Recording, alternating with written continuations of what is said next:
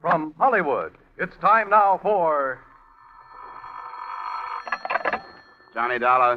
Dollar, my name is Struhl. Struhl Bail Bond and Insurance Agency. State, federal, and immigration, all forms of surety bonds and insurance. Oh, yeah? Well, I'm sorry, I don't need any. No, that's not the point. I need you to the tune of saving me $50,000. How does that work? I made bond for two men that were subpoenaed for a federal investigation. They skipped out, and I've got to find them. Who's mixed up in this investigation? A fellow by the name of Jack Madigan is the big shot. You know him? I've read about him. Enough to advise you to give up. If he doesn't want him found, the chances are they won't be. Alive, anyway. No, it's not as bad as that. Look, I came all the way from New York. This is worth a lot to me. Can't I talk to you about it? All right. Come up to my apartment. Maybe we can work out a deal.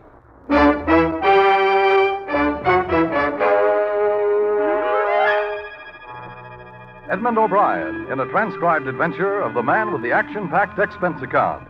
America's fabulous freelance investigator. Yours truly, Johnny Dollar.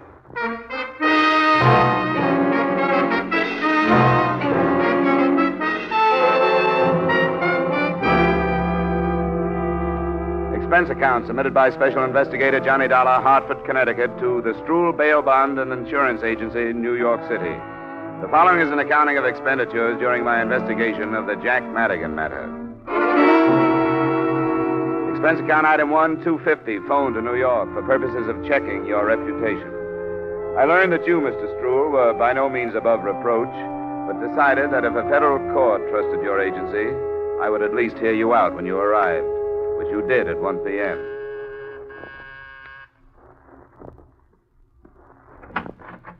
Mr. Dollar? Come on in, Mr. Struhl. Thank you. Thanks for sparing me your time. I'm in a mess. Sit down. You should have known better than to make bond for anybody that was going to testify against Jack Madigan. Well, there was nothing I could do about it. Well, who forced you into it? Madigan. I've done business with some of his friends before, so he came to me this time and said, will I do it? Well, the way he said it, there was nothing else I could do. Madigan stood the expense himself? Sure. He wanted them where he could get his hands on them, and it looks like he did. Or they took a run out. They didn't have to accept bond. They could have stayed in protective custody if they were afraid of him. They had to if Madigan told them to. The point is they're gone. Unless I can prove they're dead or find them before they're due in court, I forfeit the $50,000, $25,000 apiece. I've got to do something. Why'd you come to me? I told you, I've got to do something. It's a federal problem.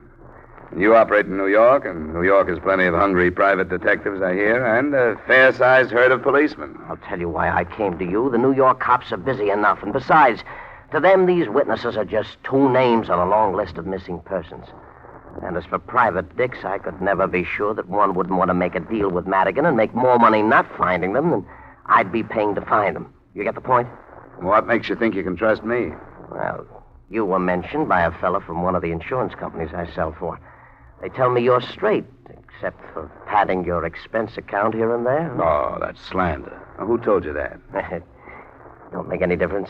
What's a little padding? I want to hire you. Okay, Mr. Struhl, you've hired me. Great.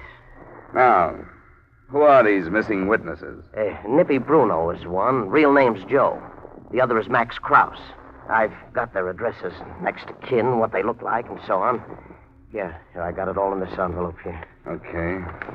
Oh, there's one other thing. Yeah? I want a retainer. $2,500. What's that for?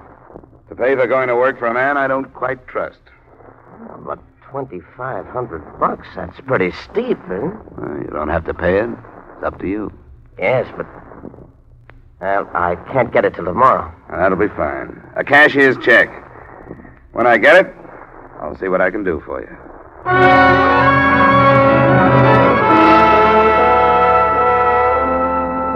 I didn't expect the check to arrive, but it did. Special messenger the next afternoon. Expense account item 2, $12.50, transportation from Hartford to New York City. Expense account item 3, $23.85, dinner and drinks for a Herald American reporter who was more familiar with Jack Madigan than I. His statement enclosed. A lot of things have been written and said about Madigan by a lot of people, including me. None of us really know anything about him, how much power he has, where he got it, what his private life is, if any. And these witnesses being missing isn't even news. People who've got in his way have been dropping out of sight for years. There's Jim Schwartz and Big Tom Green. There's Woody South, just to name a few. I'd keep that in mind if I were you.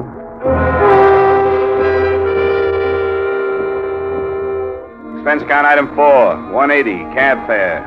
That same address to an address on 79th. The apartment of Nippy Bruno's next of kin, a sister, stage name, Vivian Brown.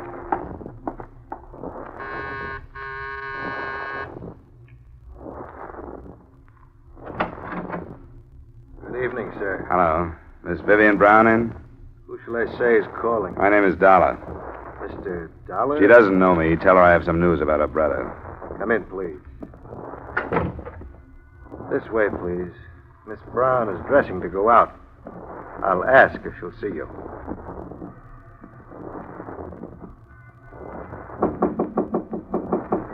Miss Brown? Yes? What is it? Mr. Dollar is here to see you. Who? He says he has news about your brother. Tell him to wait. I'll get a robe on. Shall I take your hat? Thanks. Please sit down. Miss Brown will be right out.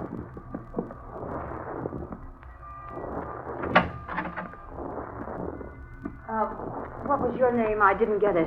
Dollar, Johnny Dollar. What makes you think I'd be interested in any news about Brother Nippy? Well, the mention of him got me in here. My butler doesn't slam the door on anybody until I tell him to. What brought you here? I'm looking for your brother. Then you've definitely come to the wrong place. Why should you be looking for him? I'm being paid to. The man who put up $25,000 bond for him wants to know where he is. I don't get it. What bond? You don't wear innocence very well, Angel, but I'll go along with the gag. It's no gag, and I can do without your insults. Your brother's due in court in 2 weeks to help the federal men investigate Jack Madigan. He seems to have dropped out of sight. Do you know where he is? No. I haven't seen much of him in the past few years. He doesn't approve of me, and I don't approve of him. Does that answer your question? It brings another one to mind. He seemed to think enough of you to use your name on his bond request papers. How about that? All right, Peeper. I was only trying to do it easy for you. Red! I heard it. You walked into something, Peeper. I usually do. But I'm glad to see you in character. That automatic makes more sense than that phony butler act did. Stand up. Better see if he's carrying anything, Vivian. Okay. Be a good boy now. Until you try to pawn my wallet, I will. It's all right. He's safe. You can sit down, Dollar. Well, what now? He should be here in 20 minutes. I'll go back to my room. Sure, go ahead. What's the rough stuff, Red? It hasn't been rough. But you don't know how close you came to getting your head blown off buzzing this door. It's liable to happen to the next one that does. Light yourself a smoke. We got about 20 minutes to wait. So we waited 20 minutes. Vivian came back into the room in a low-cut number that was a good choice for her sullen brunette attractiveness. It made her look softer, but the few remarks she passed weren't only icy. They could have come from a longshoreman. I was waiting for her brother to come in. That would have made sense. What did come in made none at all. It was Jack Madigan. Hi, Jack. Come on in and see what found me. Well, what do you know about this? How are you, Jack? Fine, thanks. What are you doing with that pistol? We wanted to play it safe. Yeah, he's a detective of some kind. He was hired by that Stroll to find Nippy. Well, that's interesting, isn't it? What do you have to say for yourself, my boy? Matter of fact, I'm speechless, Madigan. Oh? How's that? I thought I'd have to find you. I didn't expect you to find me. Yet, at least, and here. What's so strange about that? You and the sister of the missing witness? Maybe not so strange at that. Shut up! Keep your remarks to yourself, you two-bit heel. Yeah, Vivian, cool off. Go mix me a highball. And you, put that gun away and go help her with the ice. If you say so, Jack. Of course I say so. Now, go on. I'm sorry, Jack. He's been needling me for half an hour. I ought to take her across my knee, waving that gun in your face. What for? Anybody knows you can't fire a gun in these apartment houses without causing a ruckus. What's your name? Dollar.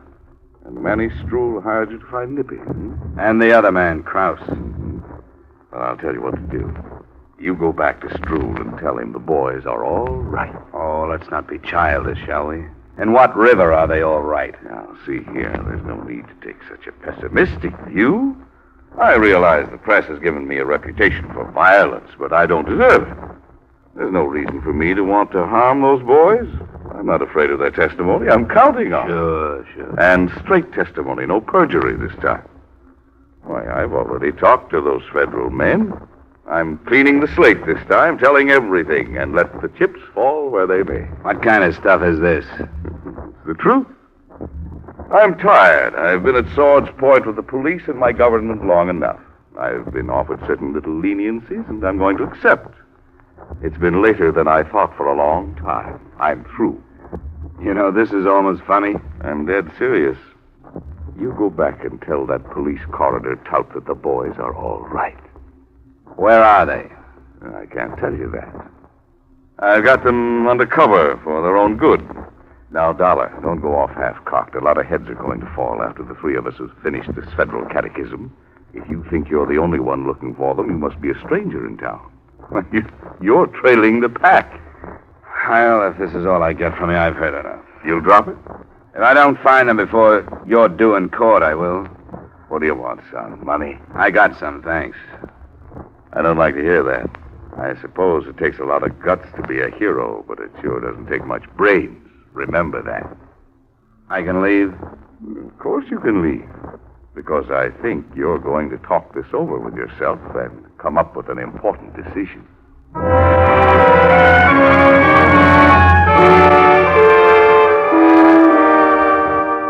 I did talk it over with myself, but not until I found a cab stand on the corner and turned around. A quarter of a block behind me, I could make out the figure of Red, the so-called butler. Expense account item 5, $20 fare and tip to a driver who saw to it that our cab wasn't followed. When I felt reasonably safe, I gave him the address of the second missing man, Max Krause.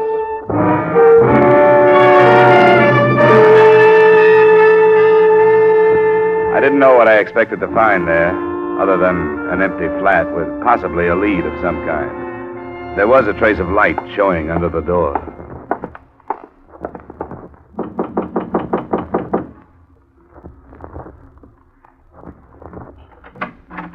Come on in, Dollar. Red. I didn't expect a butler in a place like this. Come on in. Why didn't you use your head? Jack gave you a chance to. Maybe I should have. What are you doing here? I live here. You trying to tell me that you're Max Krause? I'm Max Krause. And now I've got to do something about you. Can you prove that you're Max Krause? Why should I have to prove it? Go ahead. Think what you want to. You got brains. Reach up behind you and snap off the light. Don't make a play for the gun, Dollar. What are your plans? American wants you put away until after the investigation. Come on. This way. Back door's closer. You can tell Madigan for me that this isn't going to work. If I drop out of sight for 2 weeks, somebody's going to get on the trail. It leads right back to Madigan. This way. I got a car in a garage down the street.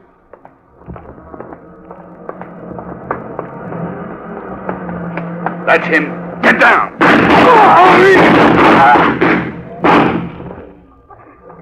Max, let me see. Sure. Now you believe him. Let me get your coat. Get away. I hate your gun.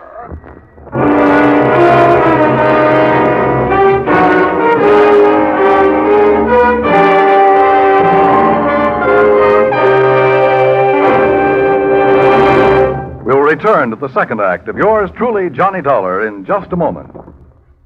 Once a year, the community chest comes knocking at your door, seeking your help. Giving to this worthy cause eliminates many separate appeals, which would be more costly in money, time, and effort. So when you give, make sure you give enough to cover the many campaigns the community chest includes. Give generously. Give today. Now, with our star, Edmund O'Brien, we return you to the second act of yours truly, Johnny Dollar,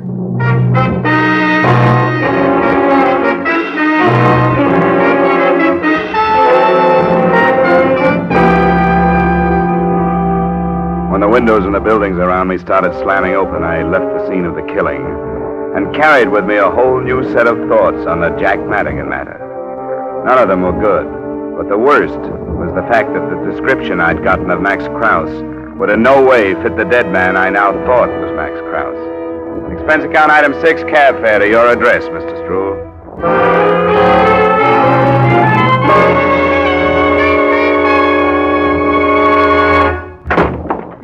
But it's 11 at night, Mr. Dollar. Never mind what time it is. Find a chair and sit in it before you land on the floor. What's got into you? Sit up. Who paid you to hire me? What did you say? Who did?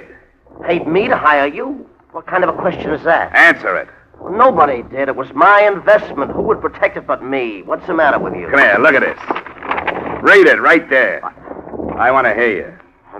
Max Krause, age 34, 5'11", 170 pounds, swarthy complexion, black hair, black eyes. Well, all right, why did you give me a phony description? Phony? The Max Krause I found had red hair and blue eyes. I don't get it. None of this. What are you talking about? Krause is dead. He was killed because I didn't know who he was and drew him out into the open. When did this happen? It happened. I was picked up the minute I hit town and followed. Who else but you knew what train I was arriving on and the hotel where I was stopping? Now, wait a minute. I don't think you've got right to jump at these conclusions. I hired you in good faith. But if you don't like the job, then quit. Not for a while. I stand a good chance of being picked up for questioning on that killing. I don't like that. I want an out. I want to know how it happened. From here, it looks like you sold out to somebody and hired me to put the finger on Krause. I don't like that either. Let me tell you something. If I was crazy enough to do a thing like that, I'd do it so nobody could prove I What did. about the phony description? It may have been a mistake. I don't know how it happened. I think we'd better find out. And let me know when you come up with a story.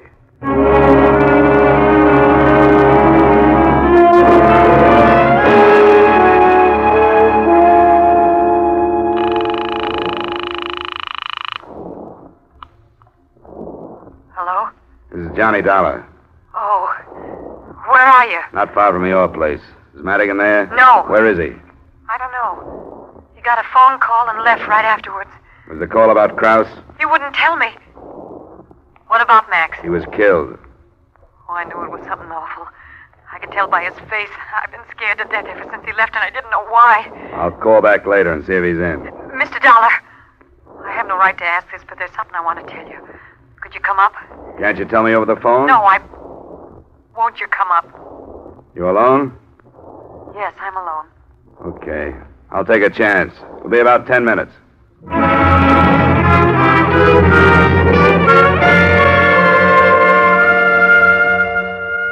It was a 5-minute walk, and I noticed that New York streets seemed to be quieter than usual. Inside the building, I walked the 2 flights up to save the noise my arrival would have created by way of the elevator. I listened a few minutes outside a door without hearing anything and took the plunge.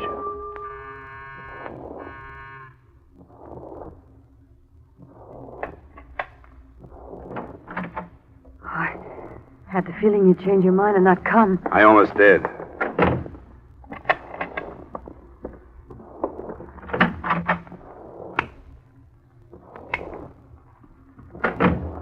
There's nobody here. When did Madigan say he'd be back? He didn't. He didn't say anything.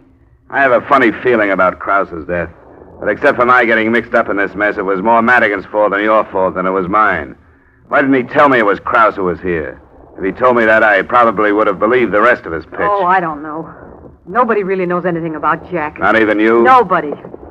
You put 3 men on their way to federal court to sing and a few hundred wanting to stop him. The lid is going to blow. What'd you want to tell me? I want to tell you where my brother is. Huh? After what happened to Krause, do you think that's wise? I have to say it. I'm in it, too.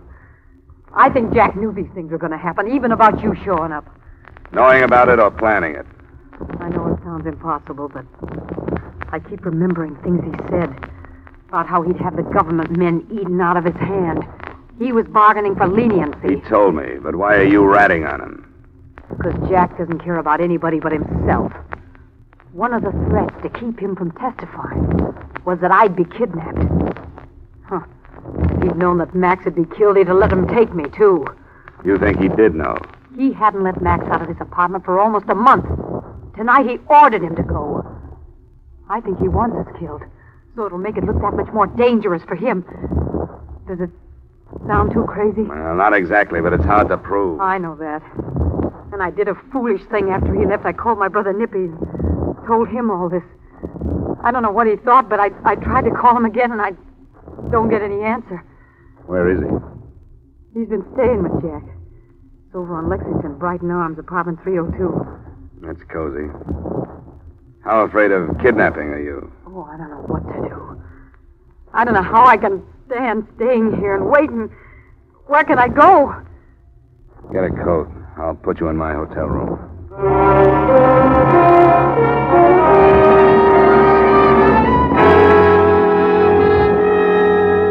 Expense account item 6, $10. Tip to the hotel detective to see that she stayed in the room.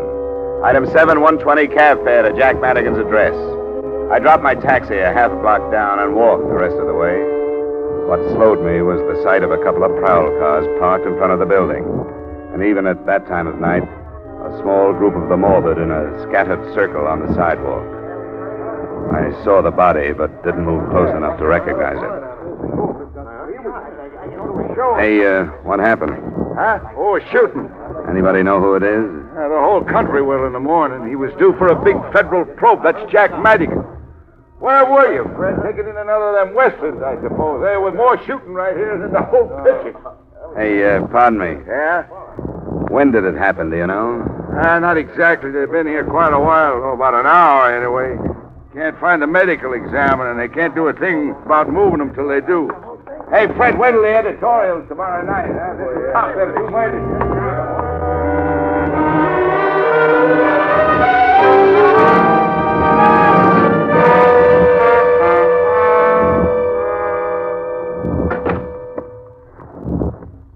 You got back in a hurry. What's the matter? Your theory has just been riddled. Madigan's been killed. I don't believe... That's what the on-the-spot experts say. I was wrong about him. What about Nippy? I don't think your brother would have been there. Were they the same ones that shot Max? No. How do you know? Cars were parked solid at the curb, and Madigan was too close to them. He couldn't have been shot from the street like Max was. Do you think Nippy would go to your place? No, he wouldn't go there. That'd be the first place they'd look. The first place who'd look? I don't know why I said that. Yes, I do. You're thinking the same thing, aren't you? That I told him what I was afraid of and warned him. That crossed my mind. But I don't care who I can send in for Madigan's killing as long as I can go home. You seem to be the closest suspect. You're not serious. You've given yourself a motive. As far as I know, you were with him last. I wasn't. He left the apartment. If that's true, you've got nothing to worry about. What do you mean? What do you want me to do? Go with me and we'll both make a statement to the police. You think I'm afraid to, don't you? I don't know what to think about you. Yes, you do. Because you found me in a mess like this, you think I'm as rotten as everybody else. I haven't been. But now I will be to protect myself. Well, how badly do you need protection? I know how the police are. They're just like you. They don't care either who they pull in for Jack's death. You tell me to go with you and make a statement. The police would love that. They'd love to count the whole thing off to jealousy or being afraid of Jack, wouldn't they? Wouldn't they? Ah, you don't touch me. I don't care what they'd like. Well, they would. It'd be much better to take me than to be laughed at because a star witness was killed right under their noses. We can call them and find out. No. It's easier to be rotten. I'll give you my brother. He is at my place. How do you know? I talked to him on the phone. He said he'd wait there until he heard from me again. Okay. I'll go over there. But I want you to come with me. Why? Haven't I done enough?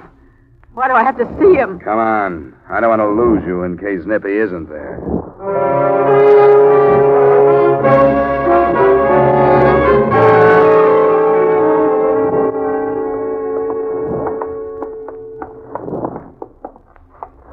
I'll do it. Give me the key. Vivian? Yes, Nippy. It's going to work, Vivian. It's going to be a... Who's he? An insurance dick? That's right, Nippy. What are you doing here? Why'd you bring him, Viv?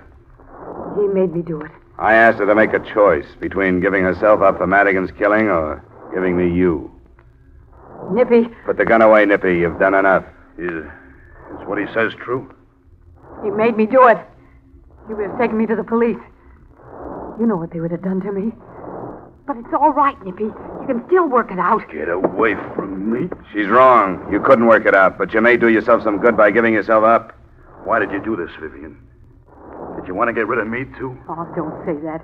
You don't have What to are let you going him... to do if you get rid of me? Who's going to take care of you?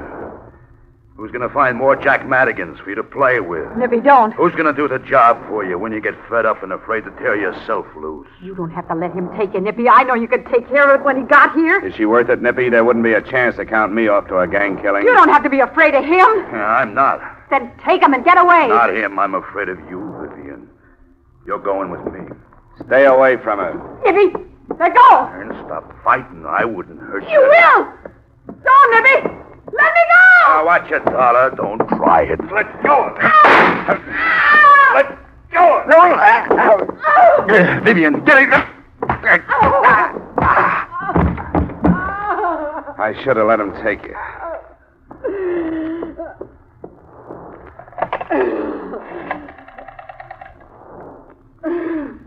Give me the police.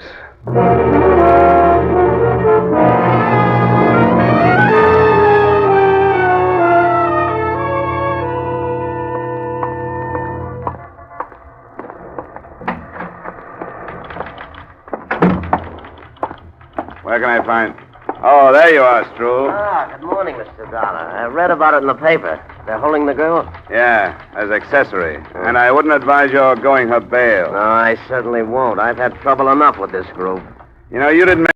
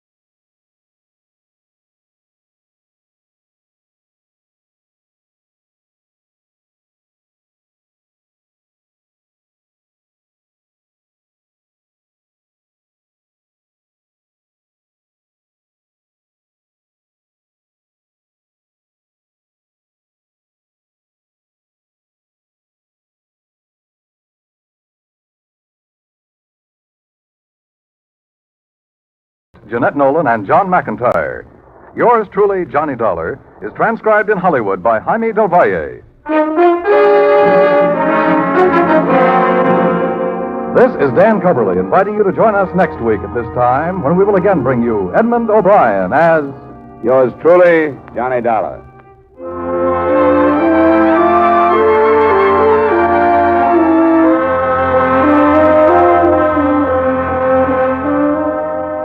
How's for trying to sing it again tonight? $5,000 in cold hard cash and $10,000 in fine prizes are waiting for the CBS listener who can solve the Phantom Voice mystery. Dan Seymour will be on hand with those coast-to-coast phone calls, and Alan Dale, Eugenie Baird, Bob Howard, and the Riddlers will be making the music. And remember, there's many a fine prize for solving the tuneful little riddle songs that lead to the Phantom Voice mystery. It's an hour of fun and music to entertain you and perhaps pay off. Every Saturday night on most of these same CBS stations, hear Sing It Again. And now stay tuned for Vaughn Monroe's Caravan, which follows immediately on most of these same CBS stations. This is CBS, where Hopalong Cassidy rides every Saturday night, the Columbia Broadcasting System.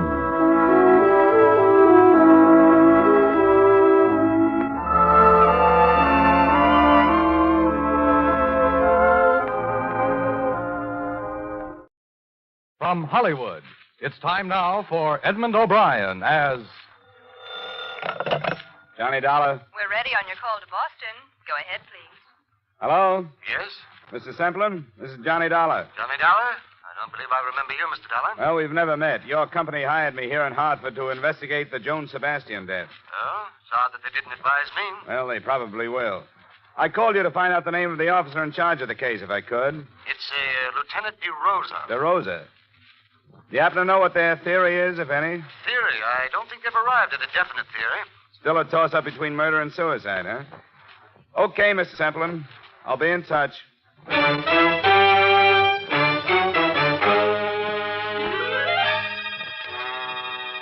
Edmund O'Brien in a transcribed adventure of the man with the action-packed expense account.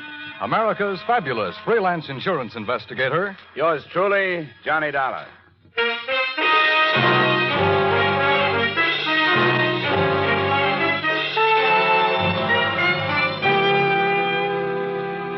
Expense account submitted by Special Investigator Johnny Dollar to Home Office, Corinthian Life Insurance Company, Hartford, Connecticut. The following is an accounting of expenditures during my investigation of the Joan Sebastian matter. Expense account item 1, 175 phone call to Boston, advising your manager there of my assignment.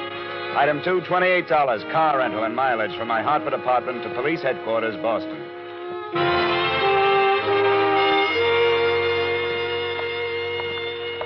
What's the matter, Dollar? Don't you trust us? Well, it's not up to me to mistrust you, Lieutenant. These insurance people get uneasy when there's a choice between suicide and murder, unless the murder motive is the policy. And you don't think there's a chance of that? I wouldn't say definitely not, but the Sebastian girl made her mother her beneficiary, and her mother's an invalid in a rest home. Did you know the mother has taken up with an old flame? No, I didn't. Oh, yeah. Goes to see her a couple, 3 times a week. Crazier things have happened. I'll get the file for you. Sit down. Now, this is all we've got so far, pending the coroner's inquest and the autopsy report. Here's a photo of where she was found. Shallow water. That's the bridge? Uh-huh. She was lying right about there. But I don't think you have to worry about suicide, Dollar. As far as I'm concerned, it wasn't. I'll buy that, too. I wouldn't say this bridge is a suicide type. It's too low. Yeah. And there's another thing.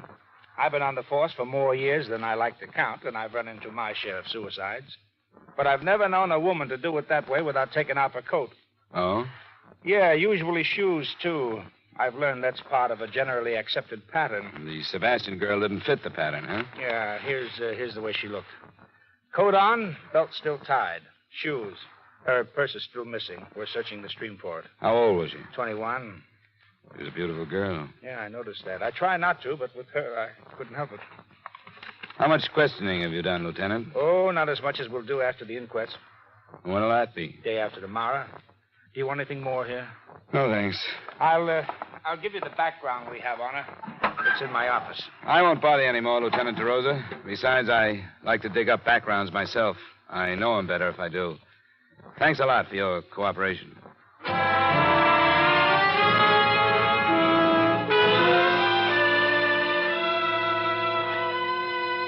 I drove out to the stream where they'd found the girl's body, and there chalked up another point against her death being a suicide. The bridge from which she had dropped was a good 4 miles from town. On the assumption that she'd been brought there in a car, the placement of a body in regard to the 2 lanes on the bridge made it look as if the car was going toward Boston, not away from it. 5 minutes later, I was heading the same way.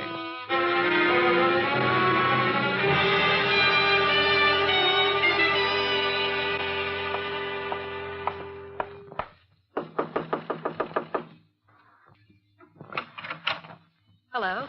Miss Mary O'Neill? Yes? The manager suggested I come up. He told me you shared this apartment with Joan Sebastian. That's right. Who are you? My name's Dollar. I'm from her insurance company. I'd like to talk to you about her if I could. Well, I suppose so, but there's nothing I can do now. This is the biggest shock I've ever had. I always said there'd be trouble. But I never thought she'd do anything like this. Maybe she didn't. What's that supposed to mean? Well, there are signs that say maybe she didn't commit suicide. There are? Do you think she had any reason to? Well, that's what I said. I never thought she would. Sit down. Any place. Thanks. Poor little Joan. What does it mean? I'm not sure. Did you say you expected trouble? Oh, yeah, I kept telling her. It was the way she went, like she couldn't live fast enough, like there wasn't time to get everything done. She'd been like that ever since she got rid... I mean, her mother went into that hospital. Joni was all tied down taking care of her before. What could have caused the trouble? Well, I'm not saying she was wrong or anything, but... Well, there were too many men. I imagine that was easy for her. Sure was. Too easy. Do you mind telling me who they were? Well, I don't know. Only about one. Harold Corey. He's gone with it the longest. Harold Corey. Yes, he drives for the North American van lines. Sometimes he goes way out to the West Coast. And, well, while he was gone, Joni didn't stay home and catch up on her reading, if you know what I mean. I think I do. She went out with a different guy almost every night. I didn't pry, but she never tell me who they were. You think somebody killed her, don't you? Would you help me try to find out? What could I do? You didn't want to pry, but I get paid to. I'd like to look at her things. Well, I suppose it's my duty, sort of, isn't it? In a way, yeah. But I can't force you to. Oh, I know it's the thing to do. Some of her drawers are locked, but I'll show you what I can. I started on the locked dresser drawers. They gave up and opened after a brief struggle, but contained on the whole things that might normally be locked up because of their value. Imported perfumes, expensive lingerie, and some jewelry. The only thing that looked as if it might have been hidden for the sake of secrecy was under the jewel box. It was a gold key, a functional house-type key, but with meaning added because the head of the key was heart-shaped. It hung from a fine gold chain. Well, I never saw that before. Never saw the perfume before either, but I smelled it. That's a few $100s worth of scent. And the rest of it was Joan used to such expensive things? Well, not that I know about. Harold Corey sure couldn't shell out that kind of money. A heart-shaped key. It's cozy. I'd like to keep it if I could. Oh, I don't know about that. After all, it isn't mine. I might get into trouble. You won't, I promise you. I'm working with the police on this thing. I want to find out where it was made if I can and who ordered it. Oh, I get it. Sure, I wouldn't stop you from doing that, even if I could.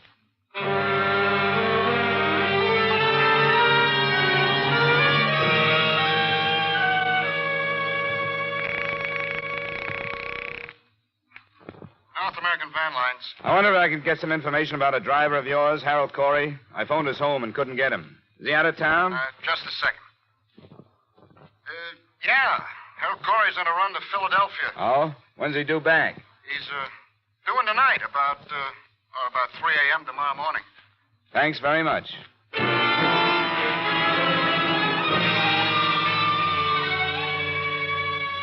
Expense account item 3, $7, drinks and dinner after I checked into the Bristol Hotel. Item 4, a nickel, phone call to Joan Sebastian's employer.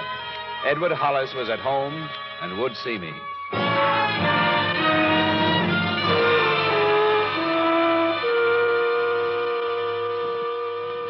Come into the living room, Mr. Dollar. We may as well be comfortable. It's nice of you to see me, Mr. Hollis. I thought it'd be better to do it this way rather than bother you at work. Of course, and I appreciate it. The atmosphere at the office has been gloomy enough. Oh, this is Mrs. Hollis, Mr. Dollar. Oh, how do you do? Quite well, thank you. I didn't know the poor girl, but it's a dreadful thing. Yes, I'm afraid it is. Simply don't understand. A young girl like that with everything to live for. Well, it may be even worse than that. Worse? How could it be worse? It looks more and more like her death was not a suicide. Oh. Mr. Dollar. I didn't mention it on the phone. The police think it was murder, though, and so do I. I thought it'd be better to save the blow until I get out here. You know, murder's pretty messy. Well, this is a shock. I suppose I could be dragged into a courtroom along with everybody else who knew her. Edward. Beatrice, you run along upstairs. There's no reason for your going through this. All right, Edward. I think I'd rather. Good night, Mr. Dollar. Good night. I'm sorry, but it couldn't be helped. Of course it couldn't. I understand.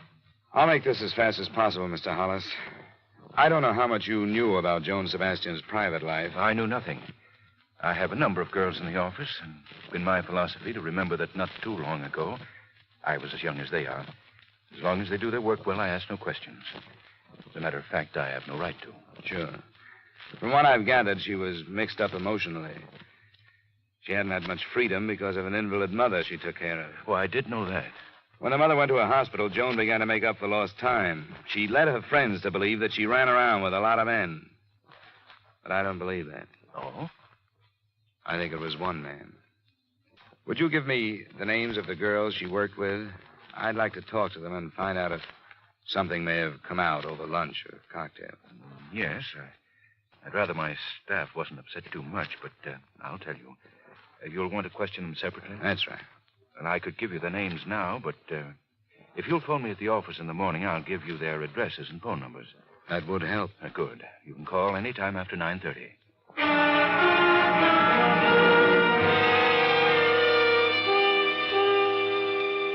I called the next morning and got a list of 6 feminine names, which I pocketed for later reference. And at 10:30, I was at the home of Harold Corey, a ground-floor apartment on Hemingway Street. Yeah, who is it? My name is Dollar. Come later, will you? I don't want to talk to anybody right now. I'm an insurance investigator. I want to talk to you about Joan Sebastian. Who have you talked to? Why did she do it? She didn't. What do you mean? It's a mistake? In a way, yeah. It's murder. Murder? You're crazy. Am I?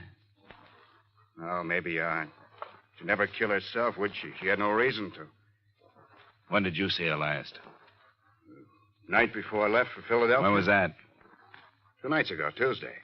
I left at 5 Wednesday morning. She was found Wednesday morning.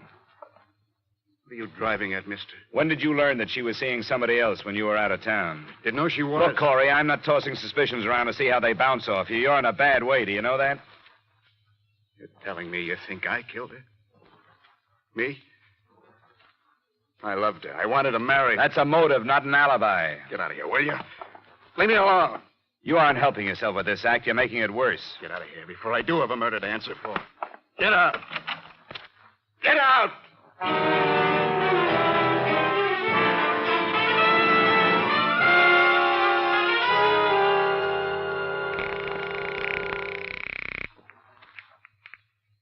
Lieutenant DeRosa. This is Dollar, Lieutenant. Hey, I've been kicking myself for not getting your hotel yesterday. Well, I didn't have one then, but I got a few things to pass along to you now. Well, if it's the Sebastian thing, save him. What do you mean? It's suicide after all. How come? Autopsy report. There was concussion from that drop from the bridge, but that wasn't the cause of death. Now, wait a minute. Cause of death was from carbon monoxide. It looks like she pulled the suicide where it would embarrass somebody, and they tossed her in the creek to get her out of the way. Hello? You still there, Dollar? Yeah, I'm still here. This is where I came in.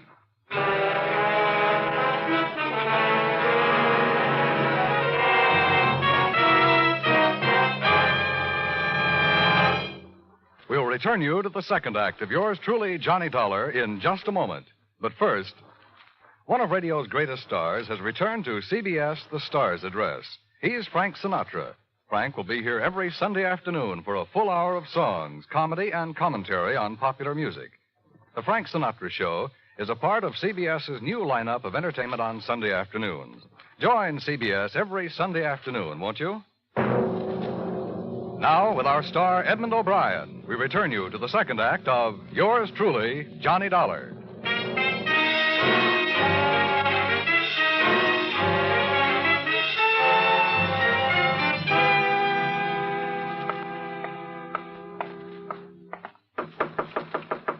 Come in.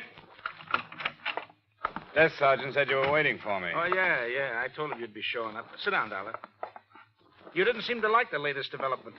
Well, I've been working from other directions. Give it to me again, will you? Well, here's the autopsy report. Death by asphyxia caused by carbon monoxide, agent unknown. Probably automobile engine exhaust. That's the most popular these days. Do you believe this, Lieutenant? I believe what's on the report. And how did you say she got into the river? I said maybe she committed suicide somewhere so that somebody would get involved. Maybe in the driveway of somebody who didn't want to get involved. To get rid of her, she was probably moved to the stream. What's the matter? Don't you like that?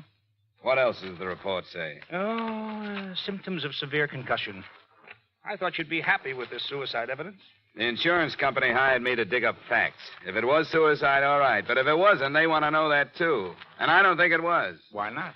Well, from what I've learned, she wasn't the type. She liked to be alive, and she played it hard enough to leave some motives lying around. Jealousy, for one. That boyfriend of hers? Ah, you know about him, then. Yeah, Corey, isn't it? A truck driver? That's right. And then there's this. Look. What's this unlock? I wish I could tell you. It was given to her by somebody. I'd like to know who. Would you put a couple of men on it, find out where it was made? I could do it, but I think the police can get it done faster. All right, Dollar. I'll stick my neck out that far. I'm under orders, you know that. I have to be assigned before I can investigate. Yeah, sure. But I'll take your story upstairs and see what the chief says. Let me know what else you find. I will. Say, do you have the address of the old flame you mentioned? The mother's friend? Still like to settle for fraud, would you?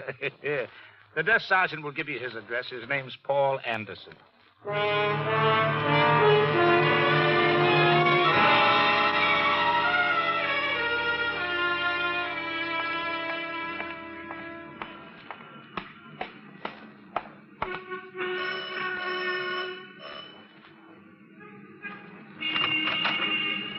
You Mr. Anderson? I am.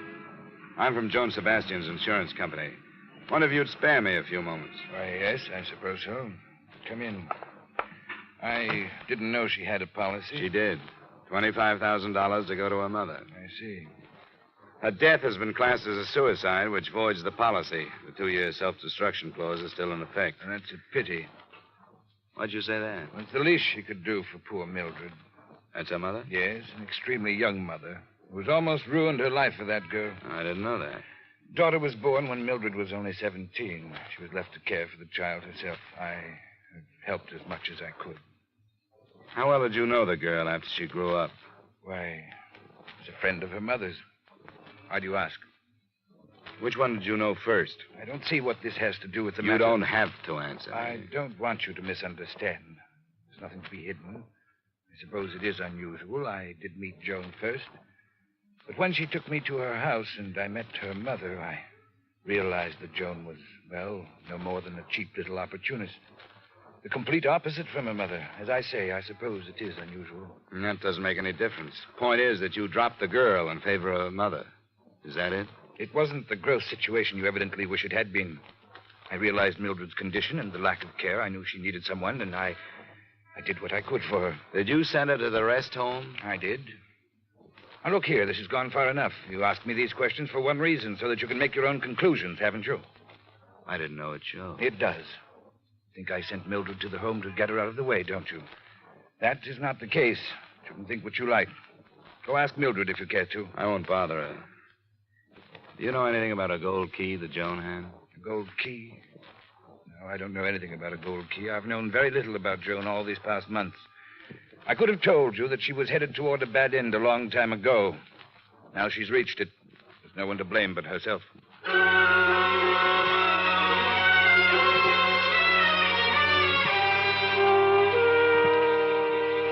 It was 4 p.m. then, and at 5, I was standing in front of the North American Band building on Columbus Avenue as Harold Corey backed a big rig into a parking area and headed for a quick-order restaurant.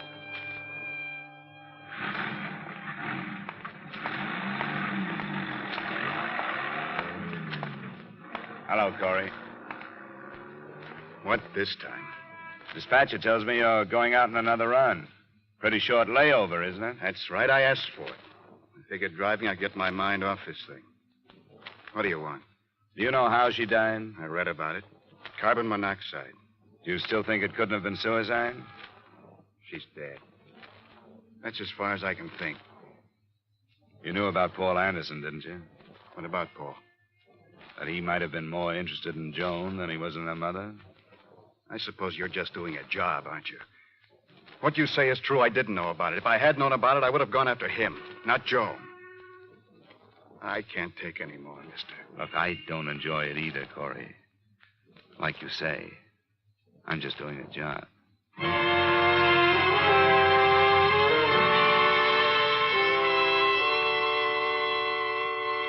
After questioning the 6 girls who had worked with Joan Sebastian, I was still nowhere.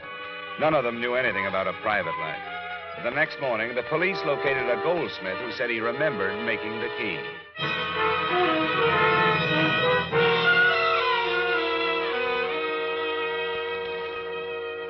The police told me you might come in, Mr. Dollar. No trouble at all. We're happy to oblige. Good. You've seen the key? Yes, the officer showed it to me. Oh, friendly young man. I have it with me.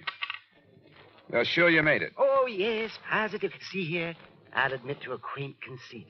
You see here? Potted scroll? See the letters? Oh, yeah. Yeah, CS. My initials, Cedric Foss. Oh. But I haven't the faintest recollection who I made it for. I told that young officer that, too. I don't even remember when. Oh, there's so much work, you know. Well, maybe I can help you. It would have been between 7 and 8 months ago. You keep any kind of record? Oh, of course I do. I'm bound to. A matter of law. 7 or 8 months should... let me see. That would be November, October, September. 7 would be March. 8 would be February. Oh, yes, of course. Here we are. Frankly, I'm intrigued. How many of my items may have been involved with tragedy? Who knows? Perhaps I'm a curse. I was hoping you'd be a cure for this one. Well, I hope so. You wouldn't know what week or day? Oh, I'm afraid not. Oh, my. Oh, my. February wasn't a very good month, was it? Post-holiday slump. Reset, change rings high. Set opals. Dreadful stuff. What? No. It's much too small. Key for a jewel box. Well, let me see. March. Yes, engraved spoon. Reset, repair, bracelet. Here it is. Door key in gold. March 17th. What name? Do not deliver. Will call J.E. Carter. J.E. Carter. Does that help? No, not a bit. Do you remember anything about him? No, paid in cash. Wait, now, that was the day Mrs. Brand brought the baby shoe in for placing. She's the councilman's wife. I remember that. It was snowing. That was the day it was ordered, Yes, now, wait a minute. It was modeled from a plain old cast house key. Uh-huh. I cannot picture him. But I'd done some apartment keys, and he said this was for a cottage. Outside of town? It was a surprise for his wife, someplace on the bay. I remember that because of the hideous weather, and I could just feel that wind coming through one of those summer cottages. Now, do you think you'd recognize him if you saw him again? Well, I can't say until I do. I could try.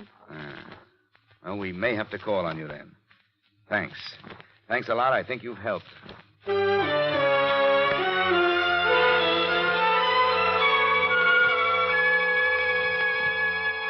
How'd you make out with that fussy little man, Dollar? We found the day the key was ordered, and he remembered a few things because a councilman's wife came in the same day. Why?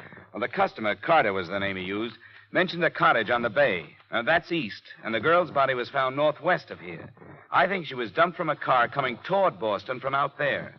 So I think the cottage is in that direction. Deduction yet. Look, if I were going to dump a body, I wouldn't carry it across 2 traffic lanes, would you? I'm being paid to think about another case. I couldn't sell the murder pitch upstairs. But I tried, and I'll buck for a promotion if you're right and upstairs is wrong. I don't suppose you could earn that promotion by assigning some men to cover that section. Huh? Oh, not a chance. That's county.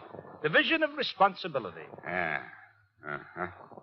And I, for one, wouldn't be surprised to know how many people have died because of that division of responsibility.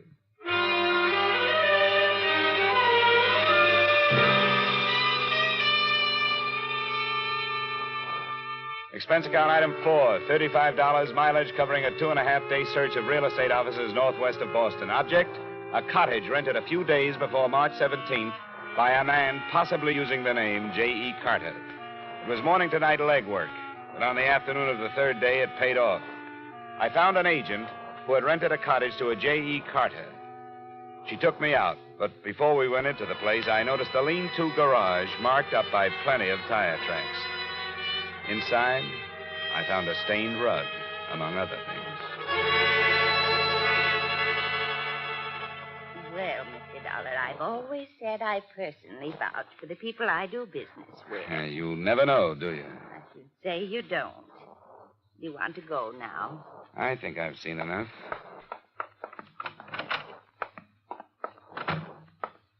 Let me lock it. I want to see if this key fits. It does fit. Yeah, it sure does.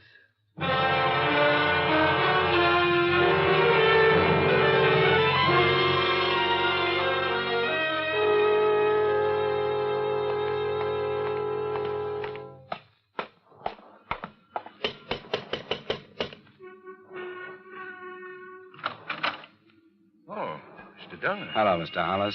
May I come in? Why, yes, of course. Come in. Well, I Didn't expect you to come back.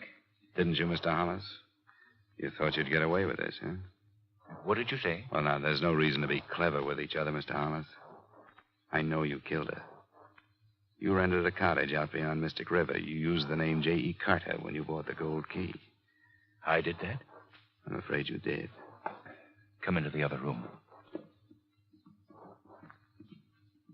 Yes, you're right, I did. I became infatuated with her. If you'd known her, you'd understand. I realized last week that it had to stop, and I told her. She had been going with that young Corey boy. I told her that even if I was single and eligible to marry, I would advise her to hang on to him, someone her own age. That was last Tuesday night? Yes. She left the cottage, and I heard her drive off. Or at least I thought I did. When I went out, I learned what she had really done. She committed suicide in the car. You can hardly blame me for wanting to keep the secret. No, you've been reading the papers, Mr. Hollis. Suicide and all that. I've been inside your cottage. You didn't do a very good job of cleaning up the bloodstains. You're right, Mr. Dollar. There seems to be no longer any reason to attempt cleverness. I'll make my statement to the police. I'll drive you down. Thank you. How did you find out, Dollar? There was a Wall Street Journal there, addressed to you. Oh, I see. Edward? Beatrice, go upstairs. No, Edward, I won't. I insist, Beatrice. What good would it do? Do what I've done because I lost you? Why should you ask me to go upstairs while I lose you again? I forbid you to say another word. Forbid, Edward. You have no right. I found them, Mr. Dollar. It took a long time, but I found them. She had taken him from me because she was beautiful. And I no longer am. I was waiting in the cottage. And when they came in, I struck her. Is this true, Mrs. Hollis? I killed her. And since there was nothing left, we carried her to the cop. Beatrice. Beatrice, what have I done? What have I done?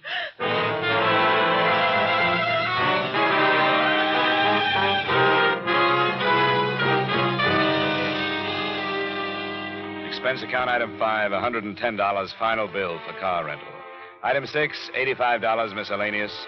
Expense account total, $356.75. Remarks? I don't know what sticklers the Massachusetts law courts are, but Joan Sebastian was not killed by the wronged wife. She was unconscious but alive when Hollis put her in his car trunk. She died there by carbon monoxide. Yours truly, Johnny Dollar.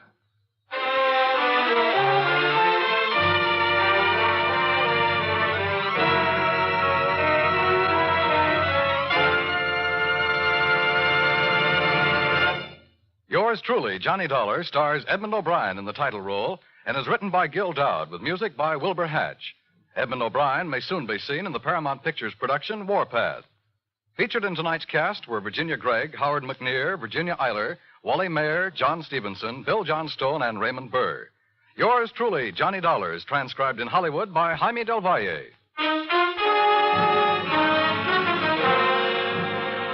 This is Dan Coverly inviting you to join us next week at this time when we will again bring you Edmund O'Brien as... Yours truly, Johnny Dollar.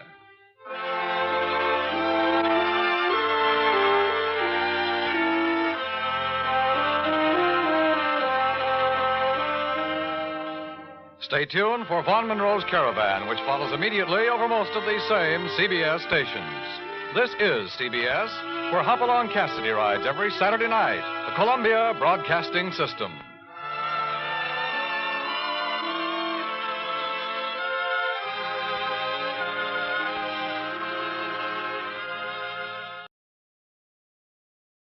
It's time now for Edmund O'Brien as... Johnny Dollar. Hello, Dollar. This is Carter down at Tri-State Insurance. Yeah, I've heard of it. How are you, Bill? Fair. Listen, we have a vice president down here who has an idiot cousin selling insurance for us in New York City. Well, he's done it again. Did you call me for advice or sympathy? He just sold a $15,000 policy covering a pair of antique pistols for the trip from here to a buyer in Boston. Well, some of those old weapons are worth it. Well, these must be. That's why I want you to see that they get there. According to this Leonard Bonney, who brought the pistols this far from England, somebody tried twice to steal them. That we learned after he bought the policy. Will you take the job? Okay, Bill.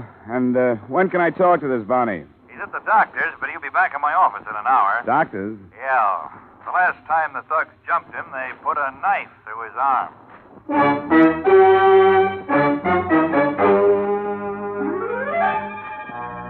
Edmund O'Brien in a transcribed adventure of the man with the action-packed expense account. America's fabulous freelance insurance investigator. Yours truly, Johnny Dollar.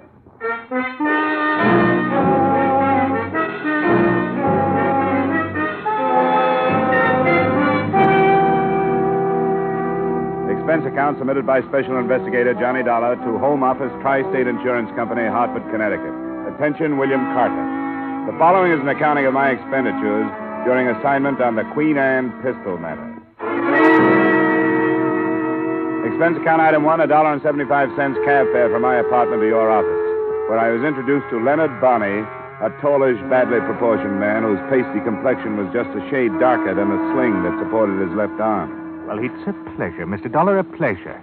Thanks. You've had a pretty rough go of it. That's right. And it's the truth that I'm glad to see somebody else taking the responsibility. You might tell Mr. Dollar about these attacks on you. Oh, yeah, I'd be happy to, Mr. Carter. The first time was in Liverpool before I boarded ship to come across. They came out from between two buildings near the wharf, 3 of them. They handed me a whack on the bean, and that's the truth. And before they could lay another hand on me, I raced off. Did you have the pistols with you? Oh, no. And I didn't have them in New York when another gang attacked me. They almost killed me with that knife. The pistols are here, Dollar. Would you like to see them? Yeah, I would. Here, I'll open the case. The box he opened was leather-bound and satin-lined. 2 pistols nestled in it, graceful flintlocks with 10-inch forged barrels upon which were engraved a coronet and a name so faint that I couldn't make it out. They're from the 18th century. They're worth £10,000 as a collector's item. Where do they go? Oh, to an antique gun shop at 272 Medford Street in Boston. The proprietor's name is Arthur Worthing. He's a British chap. He wears spectacles. You'll recognize him. Will you be coming with me? Me? I don't think no. I've had enough. I'll stay here and wait word from Mr. Carter that the pistols have got there safe. Oh, no. I've had enough.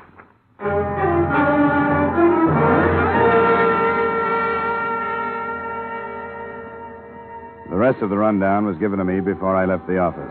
Leonard Bonney had been hired as a messenger by the seller in London, who had explained the value of the guns, but had not mentioned any potential danger of attempted theft. With that information and the pistol case tucked into a corner of my luggage, I made arrangements to leave. Expense account item 2, $9.75 airfare and incidental expenses between Hartford and Boston.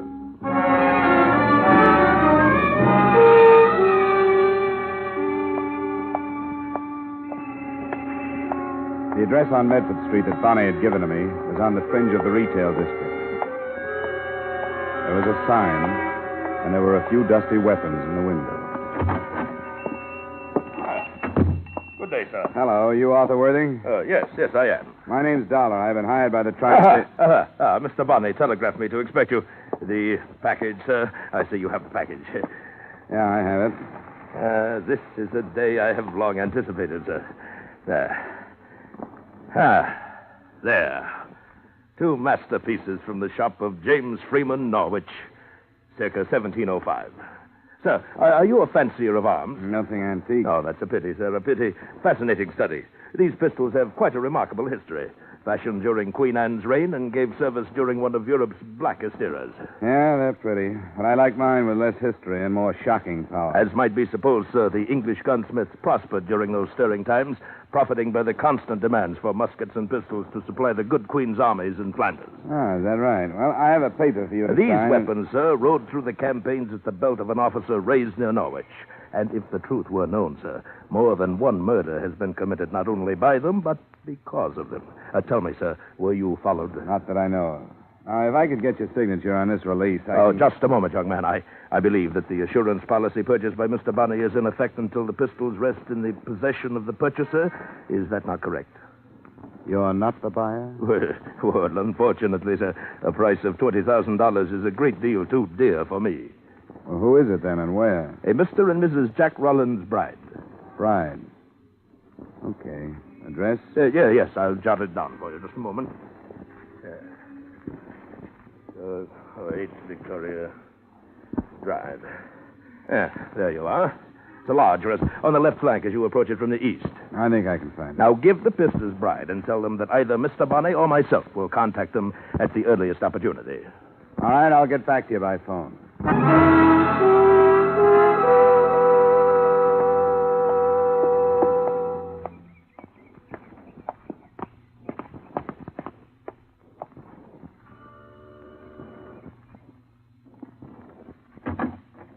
Good afternoon, sir. I have a package to deliver to either Mr. or Mrs. Bride. Are they at home? Yes, sir. I'll take it to them. Well, my instructions are to give it to them personally. Who is it, Dean? A gentleman with a parcel for you, madam. A parcel? My name is Dollar. Are you Mrs. Bride? Yes. Well, here are your pistols for Mr. Worthing. Come in. Mr. Worthing, I don't understand. Well, maybe your husband knows about it. Yes, perhaps that's... Oh! Oh, no! Madam! What's the matter? You can't. You can't. What's the matter, Mrs. Bride? Estelle! Oh, heavens, Estelle, what's the trouble? Who is this man? What's it? Oh. Take Mrs. Bride to her room, Dean. No, Jack. I want to know. What does it mean, Jack? What does it mean? Be quiet, Estelle. I'll take care of this. Come along, Mrs. Bride. I'll help you to your room and get you a bromide. Now, what do you want? No, I don't want anything but your signature on this paper, acknowledging your receipt of the pistols described therein. You'll get no signature from me. Here, let me see that. Hey, watch it, will you? Leonard Bonney. He's here in America. That's what he said his name was. I brought the pistols from Hartford to a man named Arthur Worthing. He sent me to you. Who's Arthur Worthing? I took it that you knew one another. He's a dealer in antique weapons. Yes, of course. Get out of here. Take this fake form and take your pistols. Go back to your Mr. Worthing. Your bluff won't work. Now, listen to me. I don't believe that Bonney is here. I don't think he's still alive. Now, get out of here! I didn't bother to argue with him because, as far as I could see then, he was either terrified, crazy, or both. With the pistols, I took the shortest route back to Arthur Worthing's gun shop on Medford Street.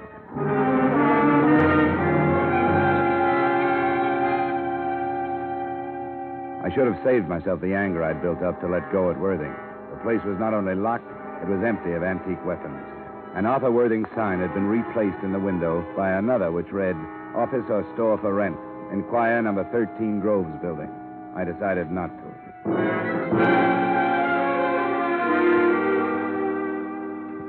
Expense account item 3, 70 cents, day letter to Tri-State reporting my lack of progress. And expense account item 4, same as item 2, transportation back to Hartford. My phone was ringing when I unlocked the door of my apartment at 10 that night.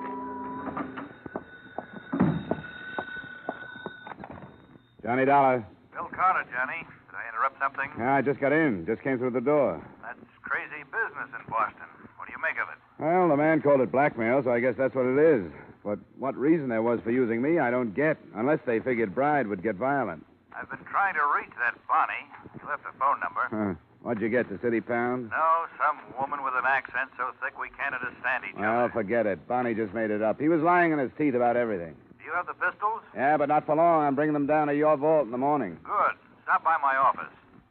Aren't you curious about this thing? No, not even intrigued. I don't want any part of it. That was only half true. I didn't want any part of it, but I was intrigued. Later, after a shower and over a highball, I took the pistols out of their case and looked them over. Except for the possibility that they were the tools of blackmail, I could find nothing to make them worth $20,000. But under a strong light, I did make out the name engraved on the barrel that I hadn't been able to read before. It was Bride, as in Mr. and Mrs. Jack Rowland's Bride. And the date behind it was 1704. I wondered what there was about something out of the 18th century that could send a 20th century woman into hysterics.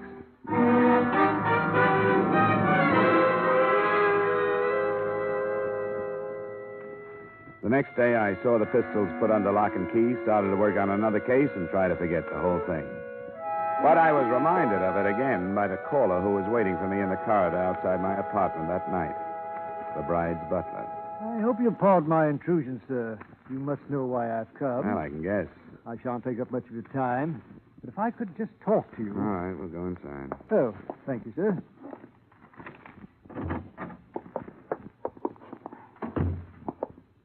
Sit down.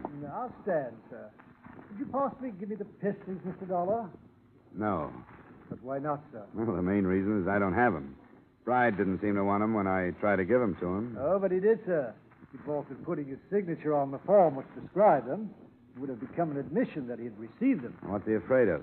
I couldn't say, sir. He told me that he wouldn't be able to answer for the consequences if I failed to bring them back. What does that mean? Mr. Bride is a very violent and sudden man. Look, I'm through with the case. I turned the guns back to the company that insured them, and he can get them by going down there and signing that release. I beg of you, sir, get them tomorrow morning and give them to me. I can't. Possibly because they aren't there. It felt like a beastie. Then I got a look at the vial in his hand and the needle. His expressionless face watching me became diffused and was streaked with flashes of red. I tried to reach for the face, but it swirled away and out of sight. I took one stumbling step after it. That was the best I could do.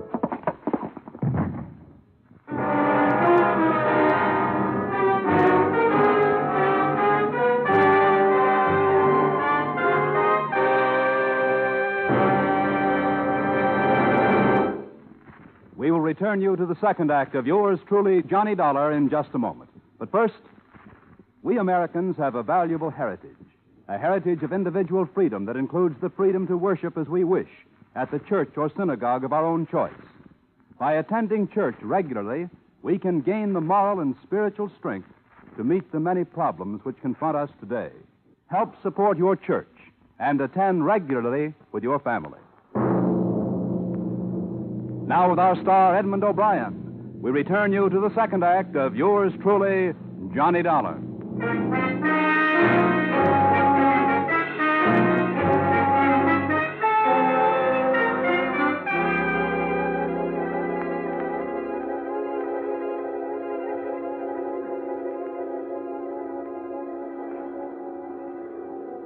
Come on now, laddie.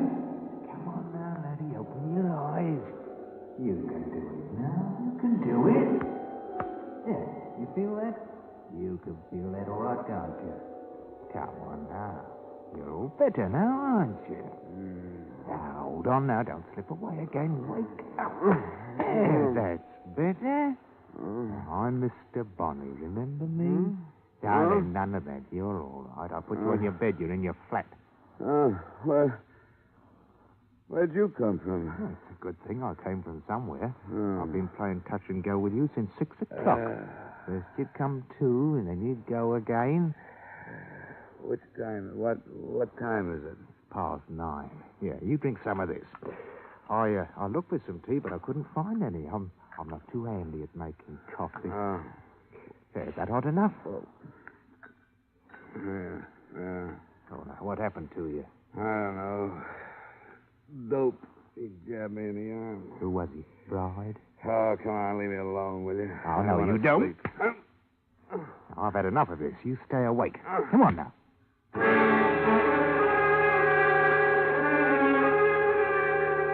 That treatment went on for another 45 minutes. That and the coffee. From the bed, I could see that my apartment had been torn to pieces. I was too sick to be angry about it. And when I could sit up and put my feet on the floor, I realized without surprise that Bonnie's arm was no longer in a sling. In fact, there was a Webley automatic in his hand. Oh, that. Well, the surgeon said I wouldn't need the sling anymore. Oh, you are a lying... Now, stand up now. Come on. Did he get those pistols? Who? Bride. Whoever it was tore up your flat looking for them. No, he didn't get them. And you aren't going to get them either. Oh, yeah, now, you got an head on your shoulders. You use it. Where are they? You'll have to do more than wave that automatic around to get them. They're in a vault downtown. What do you want? A share for yourself? Look, it was your idea to insure those things. Bride wouldn't receive them, and the company wants to protect them until he does. You must have known that. Why did you insure them? Well, it was Worthing's plan. I told him it was too tricky. You're in a fine mess now. I've got to take you to him. Why? I can't do anything. Don't you ask so many questions. You just come along.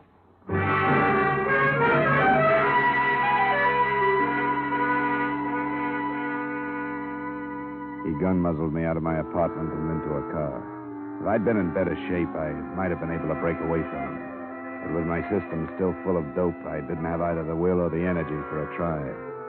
I only half remember the trip, but the end of it was a shabby hotel within earshot of the harbor in Boston.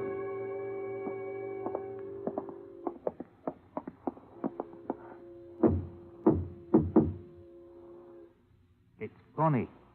I brought Mr. Dollar.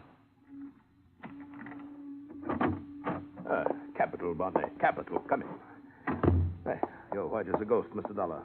Are you ill? Yeah, and you don't help. They put a needle into him trying to get the pistol. Oh, what a pity. What a pity. Sit down, sir. Sit down, please, by all means. Did they get them? Well, he says no, and if he's telling the truth, we're in a mess. In a mess, Bonnie? He says the pistols are locked up at the insurance company in Hartford. Well, now, is that the truth? I don't see why that should be hard to believe. Now, what do you say to that? I told you it wouldn't work. You and your complicated plans. Now we've lost the whole thing. Nonsense, Bonnie, nonsense. Why, actually, the pistols are of no consequence whatsoever. Well, they were important right enough in London when we talked about coming here with them. Of course they were, Bonnie, but now they've served their purpose. The brides have seen them. You have spoken to them on the phone. It only remains for you to collect the money. The end of the past, Bonnie. Well, I think we need them. Well, Mr. Dollar, it suddenly occurs to me that I have spilled the beans, as you Yanks so quaintly put it. I've told you the truth. I don't want to know the truth. Why don't you keep quiet, Worthing? That's a good idea. Until I get out of here, anyway. Bonnie, stop him. Look, I have no place in this. Just leave me alone. Bonnie, stop him, or everything is lost. All right, me bucko, come on back. God, get away from me. Come on now. You don't feel so good, and I hate to make you feel... Whoa! Yeah. That's right now. Back in the chair.